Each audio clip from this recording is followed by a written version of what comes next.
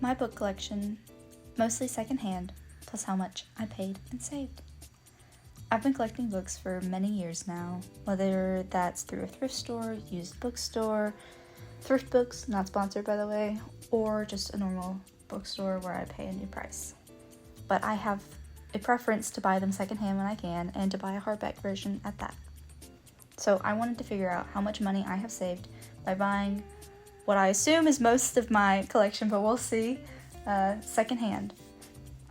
So I organized this entire thing by title, author. I have categories for the genre, how much I paid, what the discount was. If you want a little glimpse at all of my categories, there they are. It's a lot of information, and I know it's not necessary for a lot of people, but this is something I'm genuinely interested in. So if you want to follow along for this, I am planning to make multiple parts because my collection is only going to grow. And this also does not include any books that I have personally been gifted, because they would not fall into the category of me buying them. So I have a separate spreadsheet that you'll see right here where I have added books that I have been gifted. It doesn't have any prices or anything because, again, that's not important. So for this video's sake, I'm not including those as a part of the list, just because it would alter the stats at the end, and I would like to make this as realistic as possible, or at least as realistic as you can get.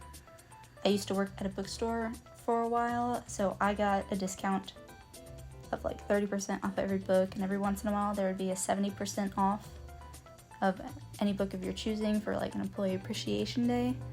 So it's not necessarily realistic in that. That's why I have a separate category for how much the sticker price was and how much of a discount did I get, because I know what I had personally isn't realistic for a lot of people. I don't feel like many people work in a bookstore, and that's so sad, but also it's just not realistic. If you'll see, I have multiple Hunger Games copies because that's the book that got me into reading, and I'm collecting many different editions of them. I try to buy them secondhand, and I have a project I want to do for these as well, whether that is rebinding them or just creating a new dust jacket.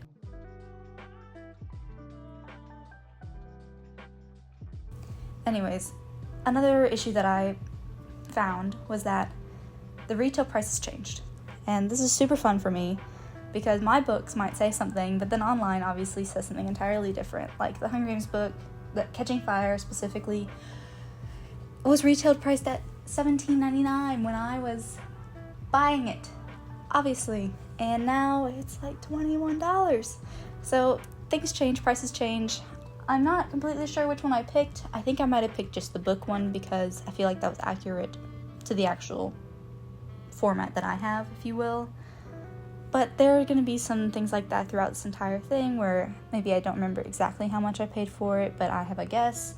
Like a lot of thrift stores will say 50 cents for a paperback and $1 for a hardback. It's not always true, but it's true most of the time. I also kept the sticker from when I bought them at the secondhand store I worked at on the back. I've kept them on all of them. I have not taken off a single sticker. That's going to be a fun video later when I have to go through all of these and I have to take off every single sticker. It's going to be nightmares. I hate taking off the sticker. But it has helped me for this specific video and just learning the different stats about my collection. I want to take a moment to discuss where I find some of the books that I have secondhand. One of my favorite places to look is Second & Charles. I used to work there and I received a discount for a time being, and their prices they're alright. You can usually find paperbacks for always under $10, and hardbacks vary completely. Another place I check out is Goodwill. They have really good prices, $1.99 for a paperback, and then $2.99 for a hardback is the typical cost, and I'm able to find newer books like Babel by R.F. Kuang, or Babel, I don't know how to pronounce it. Another place I check out is TJ Maxx. It's not really secondhand, but it is leftover stock from other stores, and they're usually like 25% off the retail price, and I found a fun edition of Pride and Prejudice, one of my favorite books. I also check out antique stores. I've not really had luck with them, but I do have decor I want to buy from them for a future library. It's expensive still, though. One of the most recent places I have tried is Thrift Books. It was not a bad experience, and I think the prices are very reasonable. I really just wish they would include pictures of the actual books.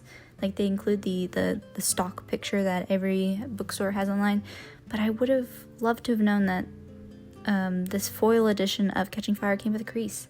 I wouldn't have really bought this one, I think, if I had known that.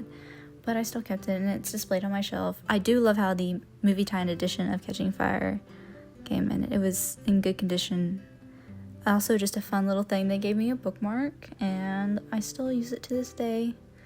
So if you don't have any local bookstores, Thrift Books is also a good place to check out. We are about to head into the results of this video and project, but if there is anything else you would like to know about my collection or my stats, please let me know down in the comments, and I will hopefully answer those questions in the next video. Now for the final results. Starting with our averages, the average sticker price was $7.12. After discounts, that means the average percentage I paid of the sticker price was 86%. Thus, the average price paid was $6.01 for every book.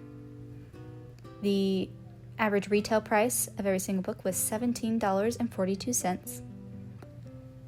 And looking at the average percent of the retail price that I paid, it was 35%. Now moving on to our totals. In total, adding up all of the sticker prices was $2,406.72. With my discounts, I, in total, paid only 84% of the sticker price. The price I paid for all of my books in total was $2,032.96. The total retail value the retail price of these books was $5,887.12. So I only paid, in total, 35% of the retail price. So, completely in total, how much I saved was $3,854.16. So I was able to cut down at least half of the price of the books I bought. Now, without my discounts, I would have saved $3,480.40. So that might be a more realistic average for people who haven't worked in a bookstore or don't have discounts and coupons for things. Now, some important info to add on to this is the total amount of books I have was 338. 60 of them were new, and 278 of them were secondhand. Thank you so much for watching. If you would like to see more content from me, please like and subscribe. I just really appreciate you being here. Bye!